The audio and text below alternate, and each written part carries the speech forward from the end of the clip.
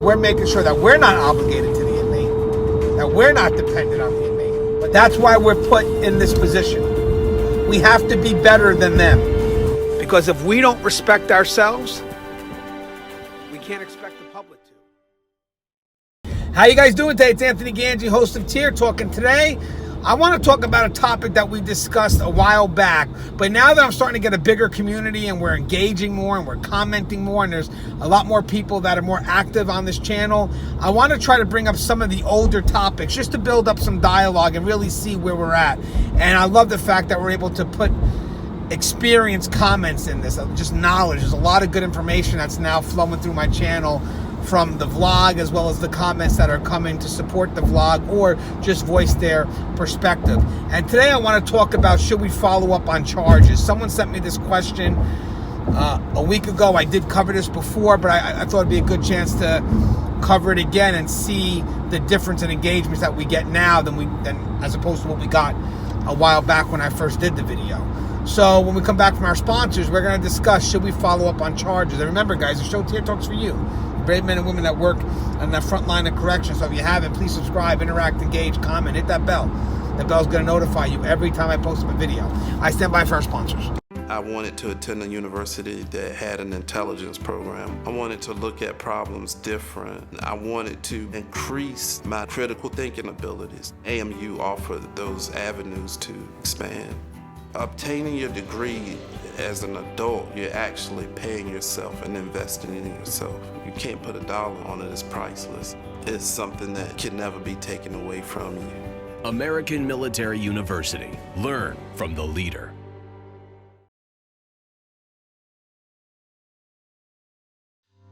Being a corrections officer takes its toll on even the strongest individuals.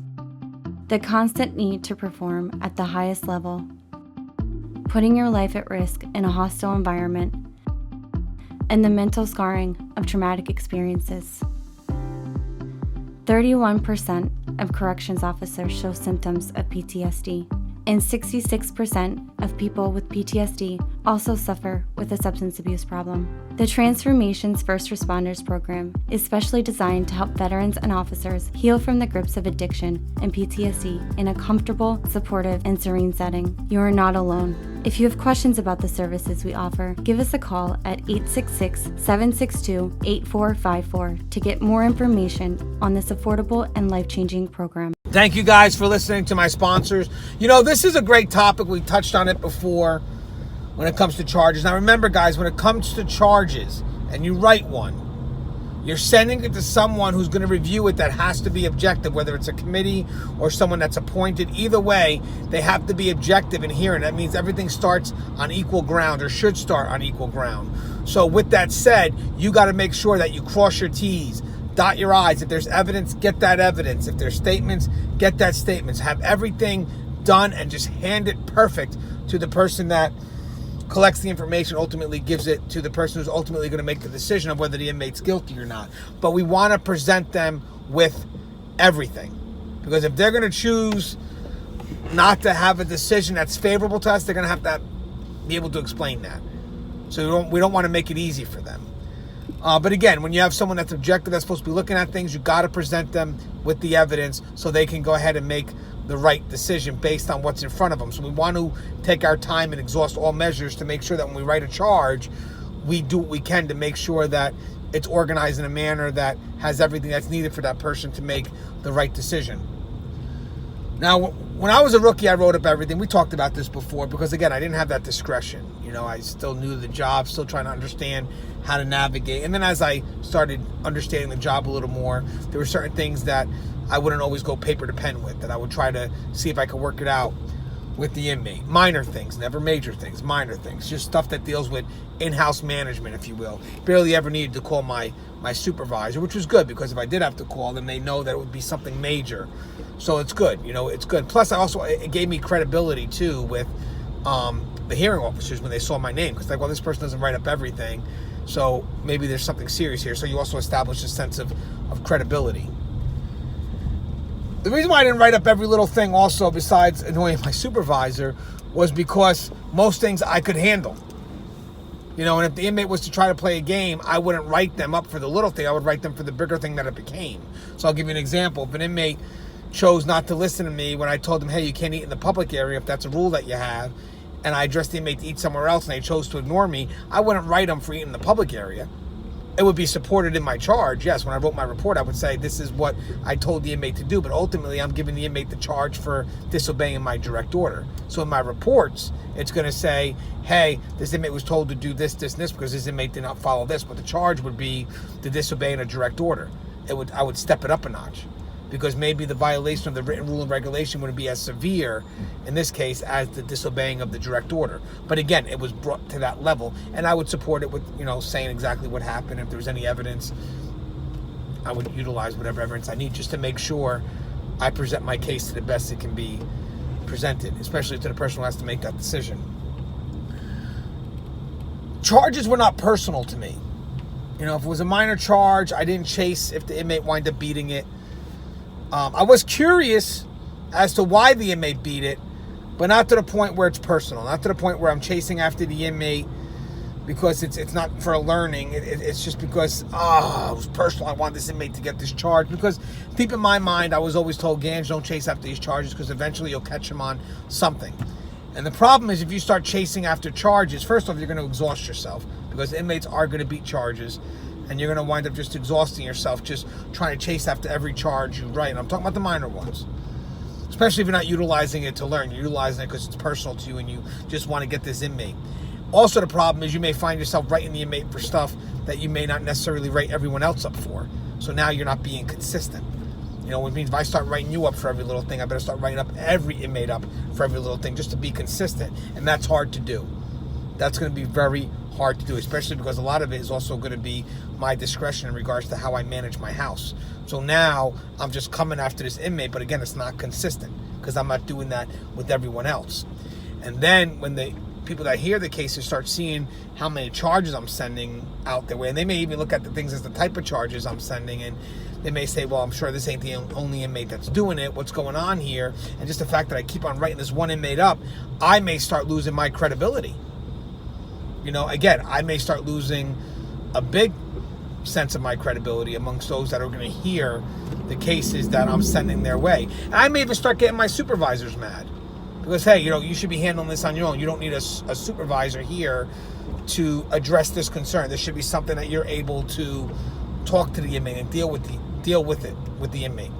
And again, if you have to take it to the next level, the sergeant should or a supervisor should be willing to address it at that point. But now we're writing up little things because you're chasing after that charge that the inmate first beat. So you're not really, it's personal to you.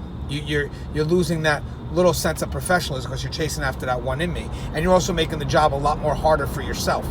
It becomes extremely hard if you're chasing after that one charge. It's like playing poker, if you will.